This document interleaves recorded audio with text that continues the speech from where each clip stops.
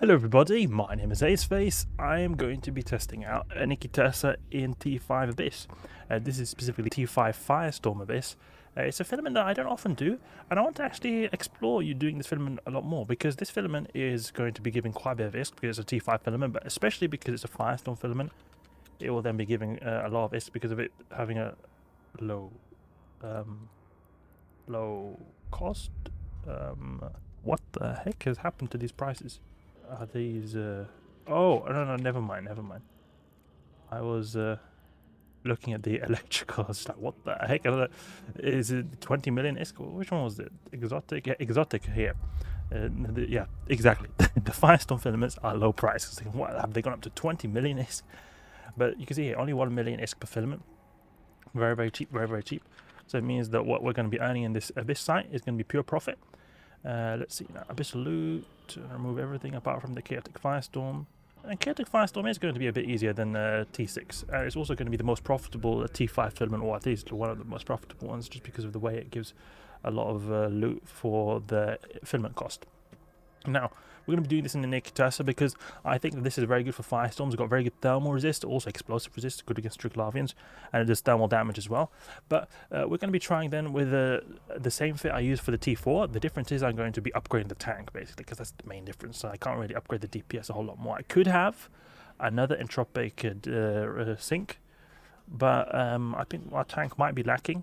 So we'll instead just go for having a better existing tank modules. So Centum C type, we're going to remove this. Damage control, also we're going to remove this. We're going to be adding then some what is this now? This is Quvedmac, okay.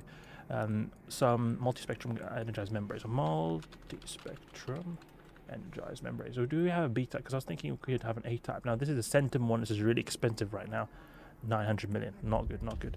So we're going to be a Corpum A type multispectrum energized membrane. 700 million, pretty expensive. Okay, so I just sold some modules. So we've got this module right here. You can get this, and then we'll get also the B type. B type multi-spectrum energized membrane. Corpum B type, 270. And the Corellum is a bad one. Centum or Corpum. We'll go with Corpum. It seems to be, just generally speaking, a lot cheaper. Do you have enough money for this? Yeah, we can go for this. Okay. This. We don't need to have dual A types because that's we've got enough tank, hopefully. These modules right here are very expensive modules. Okay, and then we go now with the Assault damage control. Assault damage control. Do we have a Shadow Serpentis one? I want to get a Shadow Serpentis. Assault damage control. The Shadow Serpentis one, because these are a bit better. I think that it's got a better recharge time. I'll just double check what's the difference here. Difference, and we can attributes, compare. Let's see now. Is there any difference right here? 10.12 activation time and duration. Yeah, so the duration is a little bit shorter. It's also easier to fit it as well. Resists seem to be similar. Yeah, they're the same, identical basically. That's probably why it's not such an expensive module. It's like it's got the basically only 30 million. It's not very expensive for a type of a faction module usually. So it seems like the main difference is like a half extra second basically activation time duration. That can be good to have. I think we will invest in that because we're already going in such an expensive ship. We're using high-grade Asklepian implants, super expensive implants, but we'll just thrash through them, hopefully. And we will have some basic boosters in case we were to need this. We've got Hobgoblins and Hammerheads in case we need them. Ammo. Let's go.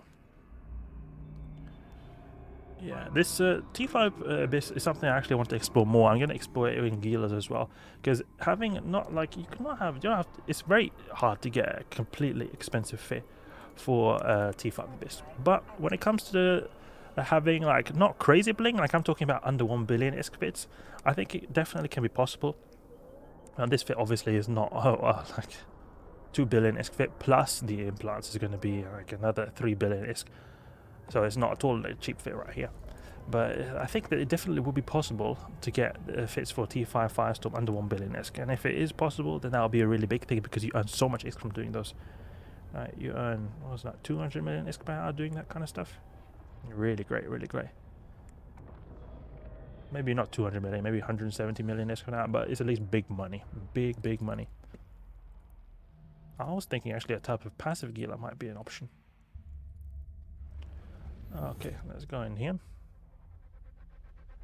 It's important that we're efficient with our time management, just because we're in T5, it's not T4 now.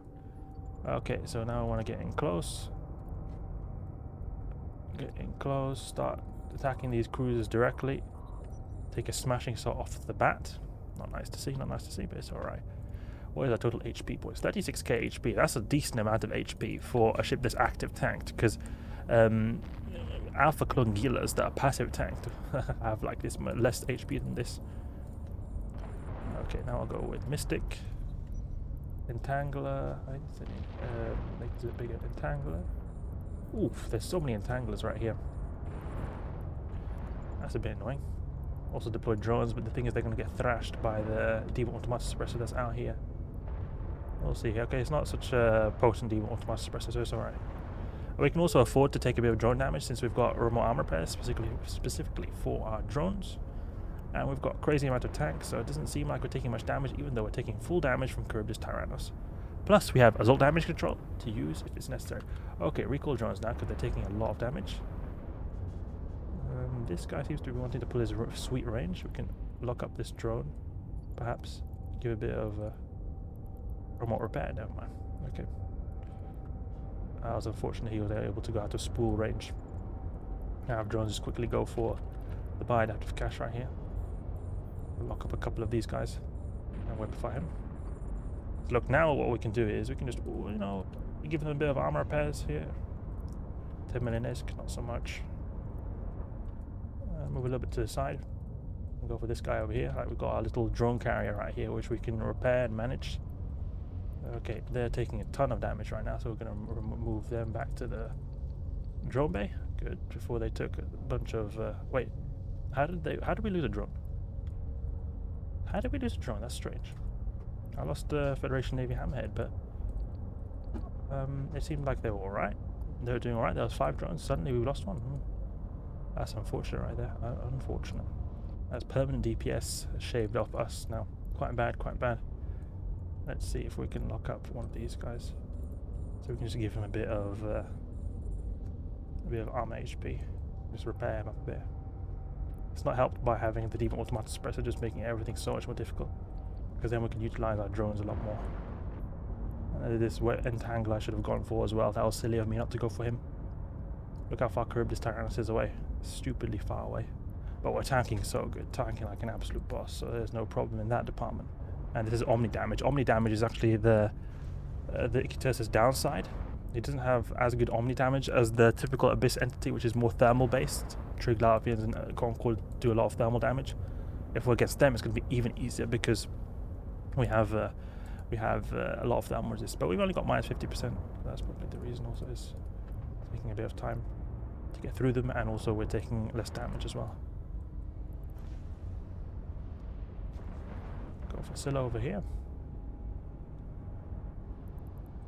Have the drones deployed. Maybe we can do some damage now. How far is that guy away? Demon Automatic Suppressor is just out of range, I think. You have a Demon Automatic Suppressor go for him. Okay, we're going to need to start spooling up on Charybdis now. We're going to try pushing Charybdis towards the gate to save a bit of time. Can we use all our drones right here to go for those cruisers, and we'll repair them while we're at it. So we can go for drone repair right here. Now we take so little damage because we're just so powerful. Ikitursa, absolutely crazy. We probably could have got by with a B-type, to be honest. I like to keep 600 damage Omni tank after the resist is taken into account for T5 Abyss. We've got 605 HP per second Omni tank, but we could have perhaps downgraded this to B-type, so dual B-types, and we would maybe even be able to get by. I mean, I'm sure we would be able to get by. It'll just be a bit more close cut. That's all. That's good. We have a bit of extra damage from our drones assisting in taking out those cruisers while we are sort of spooling up here on the side. And then we repair them as well. That's great. That's great, great, great. Time is not good. Oof. 5 minutes, 20 seconds. But Charybdis is going down very soon. Very, very soon. This is exactly what I want to see here. We're pushing Charybdis towards the gate. So we're getting closer and closer, slowly but surely. Because we are up at 900 DPS. No joke, no joke. You want to start spooling up on Charybdis with Occult as soon as possible, as soon as you possibly can. As soon as the faster you do it, the faster Charybdis is going down. To be honest, we can start moving now because of how much damage we're doing. These massive volleys, 1.8k grazing. No joke right there. Okay, let's go here to the next room.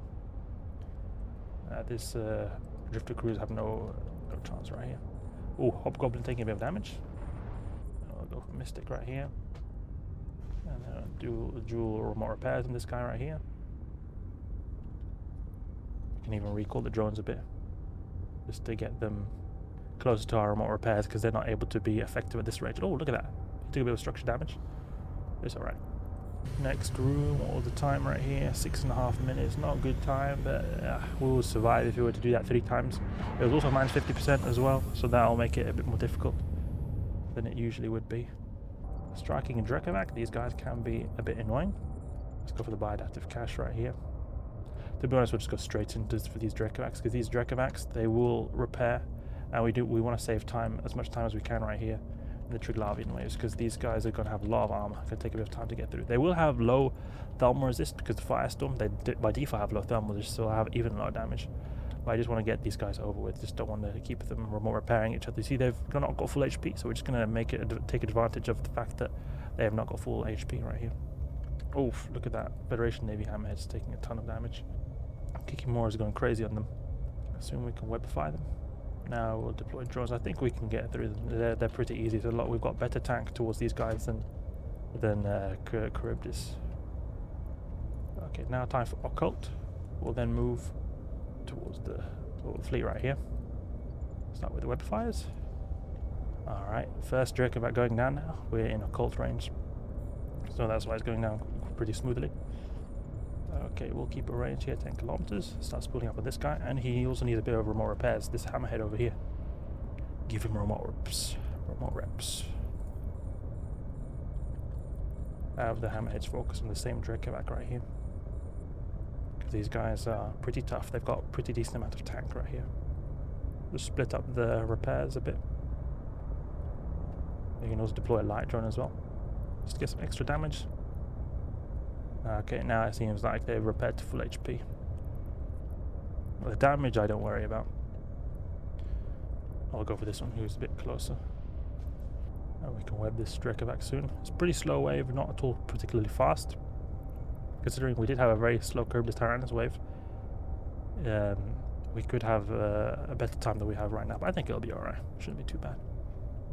This is just the main thing when you're doing the T5 Firestorm with an Ikitursa. Time can be a bit problematic at times. And we can also repair that Hobgoblin over there. Hobgoblin. Keep a range 10 kilometers. He wants to keep out of our range now. Little scrub.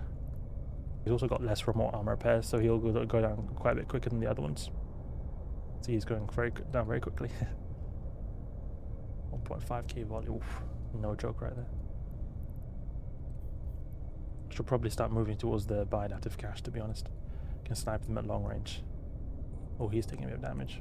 Oh, he's doing damage to Kikimora right here. He needs remote repairs.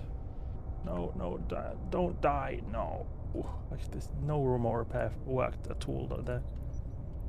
Recall, please. Recall drones. Thank you very much. Get a few cycles right there.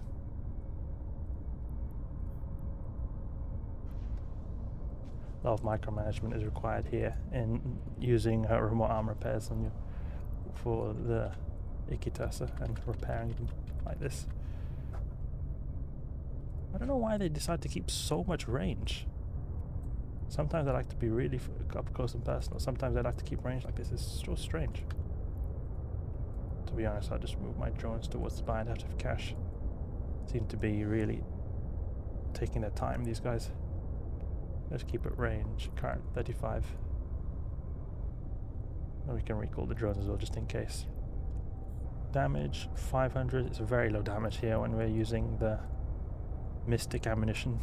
Not at all a very DPS efficient ammunition type, but it's alright. We're going to get this through in an acceptable amount of time, but it is still very borderline.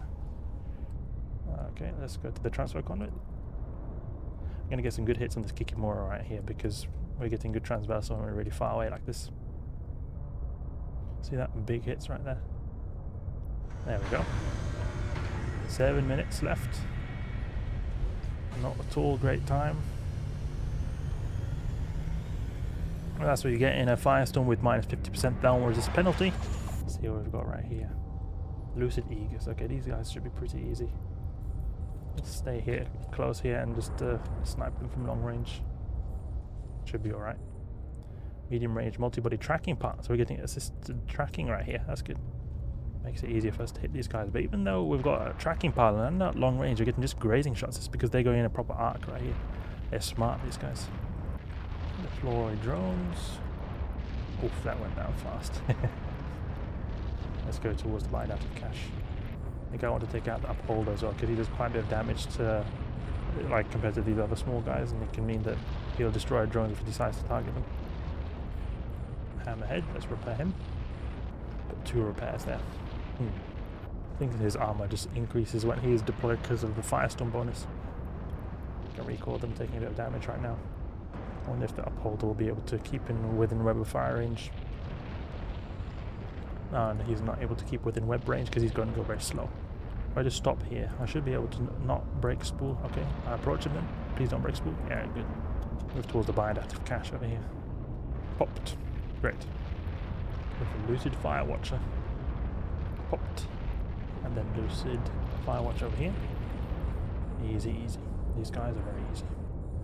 Even though they're buffed with the Firestorm filament, they're just generally speaking easy waves to get through, so you don't have to worry too much about them.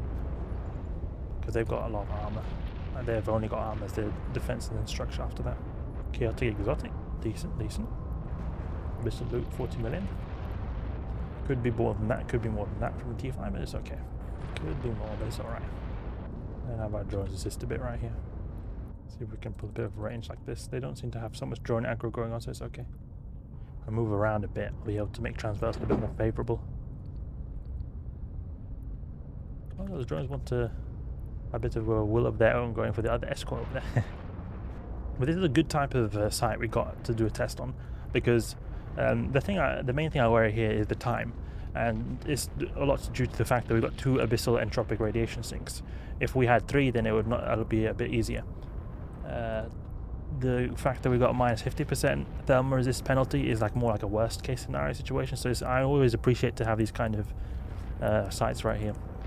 We could have minus 70% and it would make us take a bit more damage, but even then it felt like we were comfortably tanking everything, no problem whatsoever. So I'm not at all worried about the tank right here. To be honest, I think we could have even downgraded it, but it feels really great. It's just hard to get the Abyssal damage control if you're going to have 3 of these Abyssal radiation sinks.